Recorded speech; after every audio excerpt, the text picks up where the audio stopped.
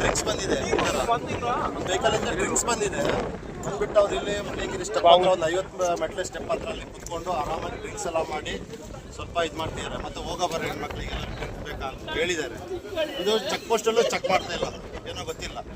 ಆದರೆ ಎಲ್ಲ ಬಂದ್ಬಿಟ್ಟು ವಾಟರ್ ಬಾಟ್ಲಿಂದ ಹಿಡಿದು ಡ್ರಿಂಕ್ಸ್ ಇಂದ ಹಿಡಿದು ಇದರ ಆರಾಮ ಪ್ಲಾಸ್ಟಿಕ್ ಗ್ಲಾಸ್ ಇದಾವೆ, ಪ್ಲಾಸ್ಟಿಕ್ ಗ್ಲಾಸು ಪ್ಲಸ್ ಡ್ರಿಂಕ್ಸ್ ಇವೆಲ್ಲ ಇದಾವೆ. ಇವೆಲ್ಲ ಚೆಕ್ ಪೋಸ್ಟಿನ ಚೆಕ್ಕಿಂಗ್ ಆಗದೆ ಬರ್ತಾ ಇರೋದು.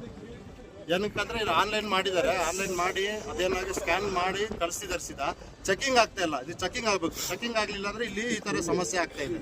ಅದಕ್ಕೋಸ್ಕರ ಇಲ್ಲಿ ಲೇಡೀಸ್ ನಮಗೆ ಕಂಪ್ಲೇಂಟ್ ಮಾಡಿದ್ರು, ಯಾರೋ ಒಂದು 15 ಜನ ನಮಗೆ ಈ ಥರ ಚುಡಾಯಿಸಿದ್ದಾರೆ, ಡ್ರಿಂಕ್ಸ್ ಎಲ್ಲ ಮಾಡ್ತಿದ್ದಾರೆ, ಹೋಗಿ ನೋಡಿ ಅಂತ ತಕ್ಷಣ ನಾವೊಂದು 50-100 ಮೆಟ್ಲು ಮೇಲೆ ಹೋಗುತ್ತೆ, ಅಲ್ಲಿ ಕುತ್ಕೊಂಡಿದ್ರು, ಓಪನ್ ಆಗಿ ಕುತ್ಕೊಂಡಿದ್ರು.